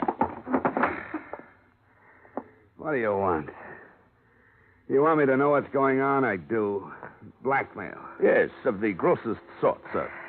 We shall be handsomely paid by the brides to keep secret a 2-year-old murder of which they are guilty. I don't care. Why don't you keep quiet, Worthing? Well, Mr. Dollar. If you expect me to be surprised, I'll have to disappoint you. What else could it be? But why were you stupid enough to think that he'd sign that release? Yes, I shall have to admit that my sights were too high. But a signed admission... It was such a devilishly clever scheme, I was forced to have a try at it. And why keep me involved in it? Because you are a witness, so to speak. Now, be patient, sir. After being dragged into the lives of people I don't know and don't want to know, after being drugged and knocked around by your gunmen? Enough of that. And now, Bonnie, the hour to strike has come. I will meet the brides. Here. Oh, by the way, let me have your Webley. Well, what about me? You, at the same time, will be at the bride residence waiting for them to return and make the initial payment of our $20,000. The contest is won, Bonnie. I hope you're right, Worthing. It's been a long one. Yes, it has. A splendid quest.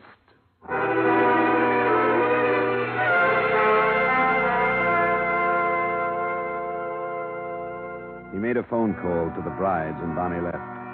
Worthing concentrated on the Webley automatic while we waited, and I concentrated on my head.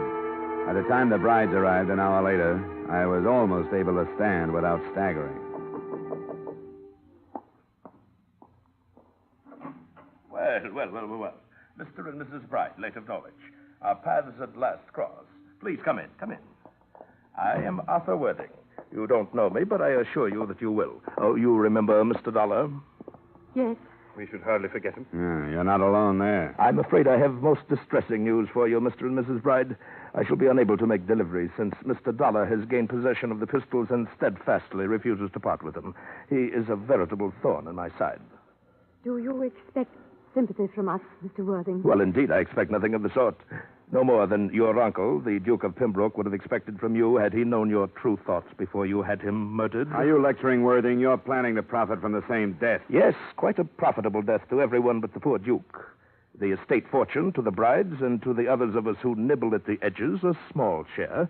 Even you, Mr. Dollar, earned a penny or two. Cut this short, will you? It's a little too thick for me. Well, Mr. and Mrs. Bride, you both understand the terms that Leonard Barney and I have decided upon.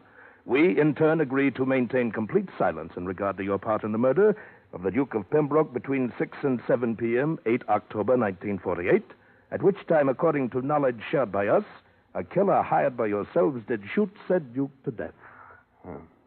How can we be sure if, as you tell us, Dollar refuses to give up the pistols?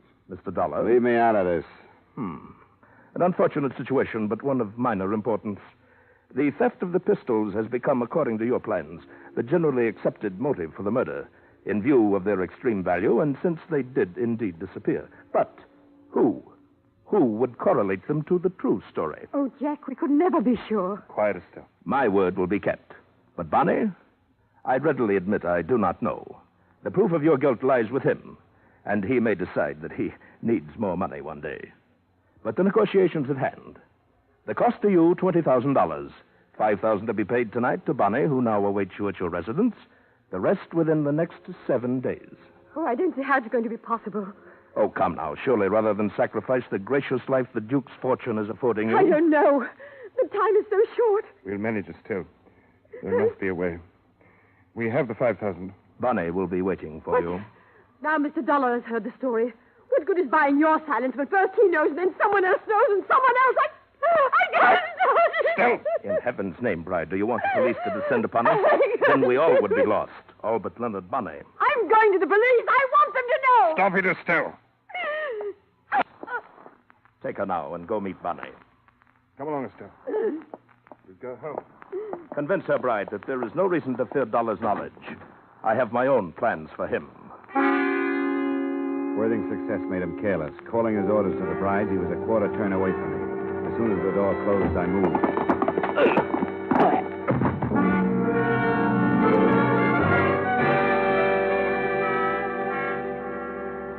As far as I was concerned, it was a toss-up between being a good citizen and phoning the police or using my head and leaving. I decided on a compromise, an anonymous report. I leaned over him to double-check his name and started through his pockets. His inside coat pocket gave me a week-old receipt for the weapons with which he dressed up his phony gun shop. His wallet held some money, but no identification. I patted his side coat pockets. They were cluttered with the usual men's debris and nothing else. But I patted the empty pockets again, and down at the bottom of the right one, I felt a thin, rectangular object. It was inside the coat lining. I got my fingers into the seam and ripped. The object was a card set into a plate of transparent plastic. It said, Arthur T. Worthing, Inspector, C.I.D., Scotland Yard. Oh, the devil.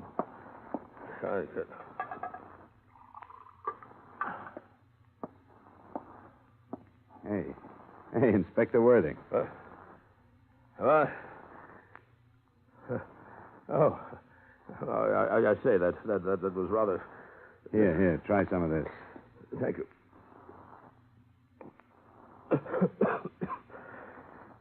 Well, I must say that you're an extraordinary ally, Mr. Dollar. It would help, you know, if your allies knew they were allies instead of pigeons. Do you want to try and get up? Not yet, I think. A vicious pummeling. But more about that later. Suffice it to say that I have been posing as a blackmailer for so long that I scarcely know what I am myself. I couldn't shed my disguise in front of you until the final details were arranged. What is this approach of yours? Approach, sir? This crazy scheme. Here, come on, take my hand. Thank you. Not crazy, sir. Intricate, perhaps, but I did obtain a confession, didn't I? With you as a witness. During the investigation in England, no effort was enough to swerve the brides from their story of their murder. I had to turn criminal to meet them on a common level and gain the truth. And did you have in mind stopping the brides before they commit another murder or after? That's an odd question, sir. Oh, no, not since this is making sense. Not since you baited Bride with the idea that Bonnie was the only one that could prove them guilty of murder. Impeccable truth, Mr. Dollar, since it was Bonnie they hired to commit their crime. If the brides were apprehended at the scene immediately after they had murdered that miserable little cutthroat Leonard Bonnie, well, then, they'd be hard-pressed to find a valid reason for not confessing to the original murder of the Duke, would they not now? I think you softened the wife up to the point where she'd spill. Yes, by Jove, I believe you've hit the nail squarely on the head. We'll phone the police to go there. I think you hit the same nail on the head when you palled up with Bonnie and talked him into coming over here with blackmail in mind. Yes, you're right. This has been a personal matter. The Duke of Pembroke was my friend. As I said, nothing could be done in England, so here I am. Unofficially, of course. I suggest now that I phone the police, don't you?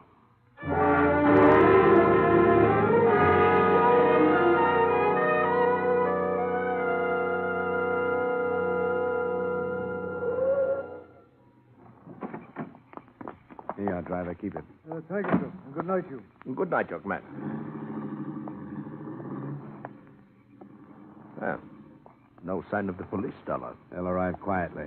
We'd better get up to the house. We dropped our cab a few yards down from the Bride address. When we got there, we took the driveway. There was a light in a room I'd spotted the last time I was there, a library. We angled off toward it, but before we reached it, a look I tossed over my shoulder stopped me.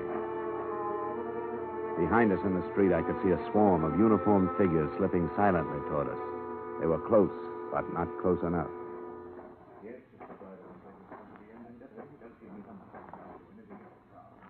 Now, boys, now, don't do it. Look, I'll figure it out. I'll go back to England. You'll never be bothered by me. Talbot, take 3 men and cover the rear. All right, come on, you guys. Let's go this way.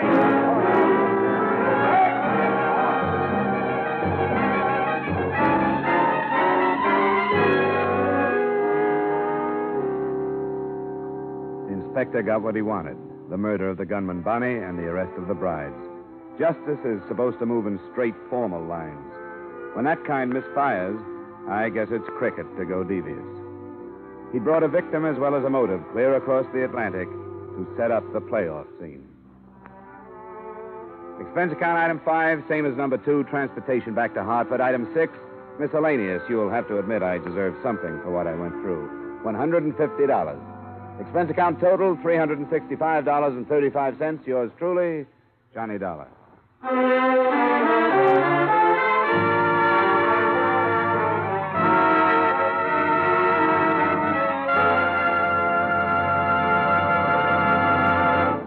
Yours truly, Johnny Dollar, stars Edmund O'Brien in the title role and is written by Gil Dowd with music by Wilbur Hatch. Edmund O'Brien can soon be seen in the Paramount Pictures production Warpath. Featured in tonight's cast were Ben Wright, Bill Conrad, Dick Ryan, Jeanette Nolan, Dan O'Herlihy, and Tyler McVeigh. Yours truly, Johnny Dollar, is transcribed in Hollywood by Jaime Del Valle. This is Bob Lamont inviting you to join us next week at this time when we will again bring you Edmund O'Brien as... Yours truly, Johnny Dollar.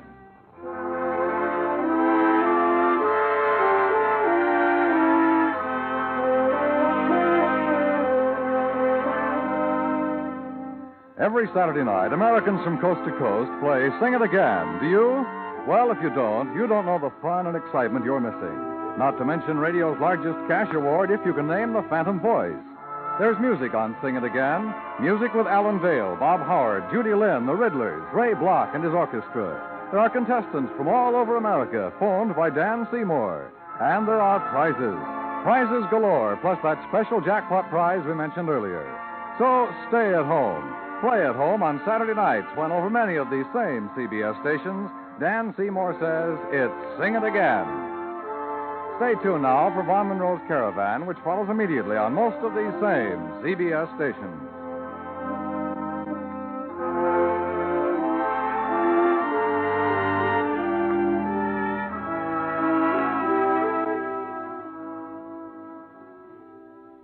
If you met a stranger on the street who offered to give you $4 for 3, you'd be pretty skeptical. But when Uncle Sam makes the same offer, you can take him up on it and be sure you're getting a square deal. By investing your money in United States savings bonds, you'll get that extra dollar profit when the bonds mature.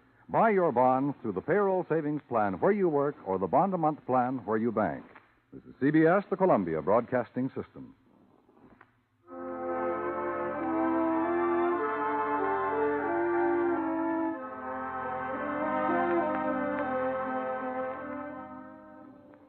From Hollywood, it's time now for Edmund O'Brien as... Johnny Dollar. Al Begney, Johnny, Grand East. Oh, yes, Al. What or whom did you insure that you shouldn't have? What? Or are you inviting me to dinner? I get 3 kinds of phone calls, social, business, and people who want money, creditors or otherwise. And I don't owe you any money. I didn't mean to insult you. You haven't. What is it? You read about the cake burglary in New York, haven't you? The papers say those jewels aren't insured. Well, they are, by us. $125,000. Do you want a job? Well, you don't need me. The police are working on it, aren't they? Yeah, but in the wrong direction. We think we've got a line on this stuff, Johnny, and we need somebody to go check on it. Are you free? Unemployed, yes, but not free. Where do we start?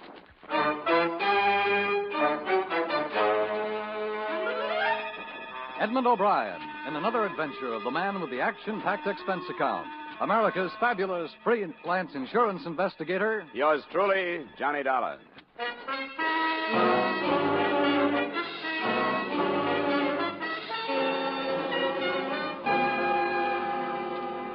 Expense account submitted by Special Investigator Johnny Dollar to Home Office, Grand East All Risk Insurance Company, Hartford, Connecticut. The following is an accounting of expenditures during my investigation of the Adam Kegg matter. Expense account item 1, $34, transportation as instructed from Hartford to New York and the Parkview Manor, an apartment hotel on 59th. Your man Begme met me in the lobby. I tell you, I met her. You know what happened? No, she was with one of those dancers. Dancing television. Hello, Johnny. Well, it's a fast trip. How are you, Al? Fine. We'll go right up. I think the kegs are waiting for us. Elevator's right over there. Say, this Kegg, he has some money, hasn't he? Yeah. He's the angel type, and so far he's married at least one girl from the line from every show he's ever bagged. Is that bad? I wouldn't know, Johnny. You'll find Adam Kegg to be a very dislikable character, so hold your temper if you can, huh? Do you have any special reason for keeping it secret that you insured this missing jewelry? Well, it's more or less of a courtesy to Kegg. He's lost some money this season, and, well, sometimes these thefts cause some speculation, you know. He'd just rather not be talked about that way. Going up, gentlemen?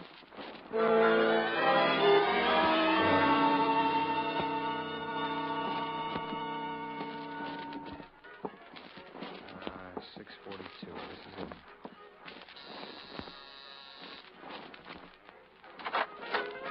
Hello. Mrs. Kegg? Currently, yes. I'm Mr. Begme from the insurance company. This is Mr. Dollar, our investigator. How do you do? Well, come on in. Joe? Is your husband at home? Yeah, he's here. He's taking a nap. Sit down. I'll wake him up. Wake me up? These men want to talk to you, Eddie. If you'll take that corn off the phonograph, maybe we can talk. Sure, but I didn't know it bothered you. Which one of you is Begney? I am. This is Mr. Dollar, the investigator we hired. Are you one of these New York private detectives? I've heard the majority of you are willing to play both ends against the middle. I've heard that a lot of clients like it that way. What do you mean by that? Anything you want. Gentlemen, please. Mr. Kegg, I understand there was a message of some kind this morning? Who is this man? I'm from Hartford. There's not as much chance in a small city for two-end dealing, so I haven't had much practice. But I'm willing. Mr. Kegg, Dollar here has worked for my company a number of times. We wouldn't have hired him if we didn't trust him. Now, please, will you tell us about this message? Go get the papers, Sylvia. It's right next to you. Right there, in the magazine rack. I didn't put it there. Here it is. Is anybody going to explain it? Let me, Addie, if you don't feel like it. I don't. I'm bored with the whole thing. The paper was left in front of our door the same as usual this morning. But on the front page, this was stamped, page 3, part 2. I noticed it and told Addie to look at it. The bellboys deliver your paper? Yes, Danny does. And here it is, see? This antihistamine ad. In histon. You see, the I and the N have been crossed out. And these other words, so it reads, Histon stops that sign of your cold cash. Stamped in. Only Histon makes this startling offer. Insist on Histon. Look at it. You can figure it. The rest of the message was drawn from the advertising copy the same way. The price of the product was changed from 98 cents to read $98,000, the price for the return of the jewels. The home of the firm, Montclair, New Jersey, was circled, and rubber stamped beneath that were the words, phone booth, Maple and 7th, 10:30 p.m. tomorrow. What do you make of it, Dollar? Well, I'd like to talk to the bellboy. What'd you say his name was? Danny Stevens. I'll phone down and have him come up. That ad is the work of a crank. Anybody should be able to see that. You're right. You have to be a crank to be a thief. You think there's something to it? Well, demanding ransom for the stuff makes sense. If he gets it, it'll be a lot easier than trying to fence hot jewelry. He's using the name Histon and evidently wants to open negotiations tomorrow night in Montclair. You going to take him up on it, Al? Johnny, the company told me to do anything I wanted to. No questions asked. If you follow this up, you'll be making a fool of yourself. I don't want to have anything to do with it. I'm going to my room. cooperative fellow, isn't he? He'll do. Do you want me to go to Montclair? Yeah. Yeah, I realize it's unusual, Johnny, but if there's a chance of saving the company the difference between $98,000 and $125,000, I think I ought to take that chance. Not maybe. This would be... Danny wondered if you could talk to him downstairs. He's the only one on duty. Sure, that'll be all right. Before we go, I wonder if you'd give me the details of the theft. It was a story like those you read in the papers every other week or so. She and her husband were out for the evening. Her jewelry was in a locked box in a locked drawer. When they came home, the dresser had been opened. Who might have known where the jewels were? She didn't know, possibly the maid. When we got to the manager's office, we checked on the maid. She lived in Montclair, New Jersey, and she had just resigned. Then Danny Stevens, the bellboy, was shown in. You wanted to talk to me? Yeah. Have you ever been inside the Keg apartment? Well, sure I have. Guess I've been in every room in the building. How many times have you been there? Oh, I don't know. How would I know anything like that? How well did you know her? Oh, Mrs. Keg, good enough to talk to. Had a cigarette with her once. You don't think I had anything to do with this, do you? You put the paper in front of the door every morning? Yeah, that's right. How about this morning? Well, when I got up there, paper was there already. I didn't think much about it because I figured maybe the night man had gone up there and left it. Had he? No. As soon as Mr. Keg called about what was in the paper, I asked, and Jim hadn't been up there at all. That's what he said, anyway. Where do you live? In Queens. Look, mister, the cops asked me all this stuff. I don't know anything about it. You're wasting your time. You'll be around here, won't you? Yeah, sure I will. I live here. I plan to make a career out of hotel work. I won't leave.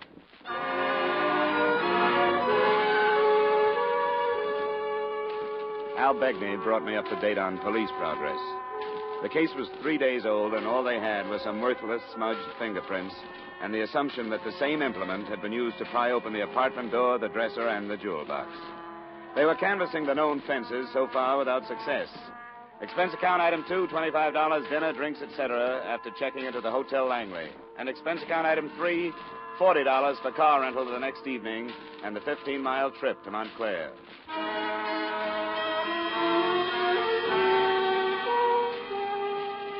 The Maple and 7th, rubber-stamped into the contrived message, was an intersection that boasted 3 stores closed to the night, and on the 4th corner, a bowling alley.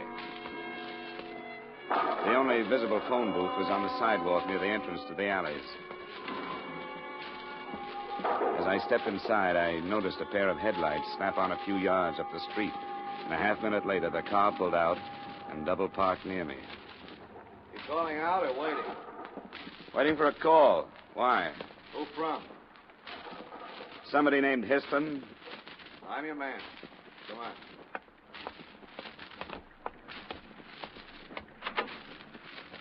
I came alone. You could cause me some trouble, but don't do it. You won't get the stuff back that way. That's the deal. I came to listen to you, not play hero. Yeah. Come on, get in.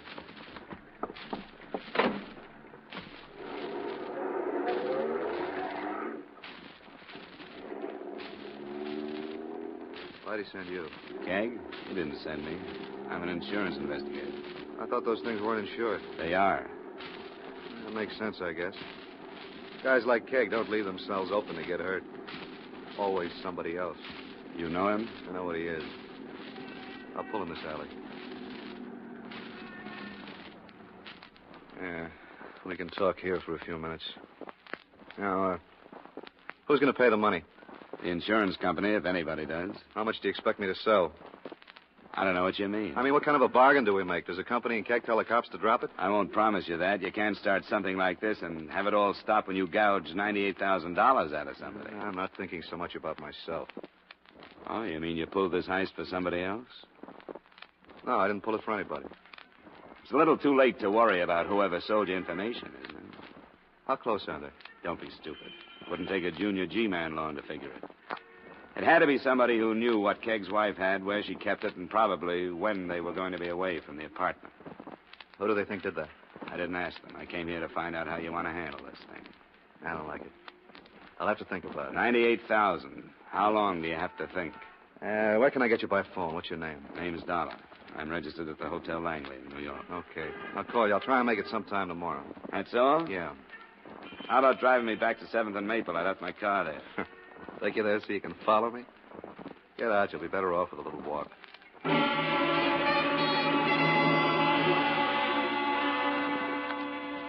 He kept his lights off while he drove out of the alley, so there wasn't a chance to get the license number. But I had memorized his features and a V-shaped scar on his right cheek. It was 10:45 when I got back to my car. Not too late, I hope, to call on Miss Millicent Weaver, the maid who had recently resigned her job at the Keggs Hotel. But I've been through all this with the police. I don't think it's right somebody can be pushed around and nagged like this. Do the police know you quit your job? It's none of their business. They'll be back to you when they find out. They'll want to know why you did. It was entirely personal with me. It didn't have anything to do with the trouble, except that when the police started to insult me, I realized how public my life was in a hotel of that type. Oh, that's not very good. It sounds like you quit to get away from their questions. That isn't so. I won't tell you why, but well, it has to do with my own personal code of ethics and how hard it was with that pack of linen closet wolves that hunted in that hotel. Do I make myself understood? Yeah, I think so. But you did know where Mrs. Kegg kept her jewels. If that's a crime, it's her fault. So busy impressing me with them. What do you know about a blonde man with a scar on his cheek like an upside-down V? Who? I didn't get his name. Curly blonde hair, nose that might have been broken. He's about my size. I don't remember anybody like that. Who is he? He lives here in Montclair. He says he has the jewelry. What does that have to do with me? Why'd you come here? I just wanted to meet you, Millie. If you run into a blonde man with a scar, let me know. I'm at the Langley.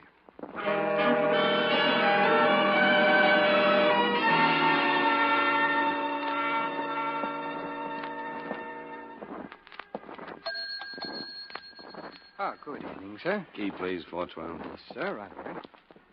Oh, here's a message for you, Mr. Dollar. Lady said she'd be waiting for you in booth 1 in the bar. Oh, if it's a lady, that must be some mistake. Yes, sir, I know what you mean, but with this one, why, who cares? Well, What do you know about it? I just got back from Montclair. What is it? Danny, the bellboy. They told me at our hotel. Danny's been killed. When? Tonight sometime.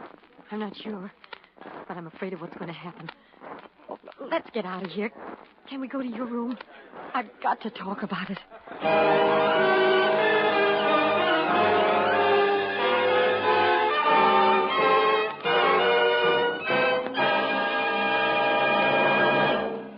We'll return you to the second act of yours truly, Johnny Dollar, in just a moment. But first, Hopalong Cassidy will come riding up to the door at CBS, the Star's address, again later this evening, with another fascinating Western adventure. Hopalong Cassidy, starring William Boyd, is heard every Saturday evening on most of these same CBS stations, where you'll also find Gene Autry, Vaughn Monroe, Lucille Ball, the Gangbuster Stories, and Sing It Again.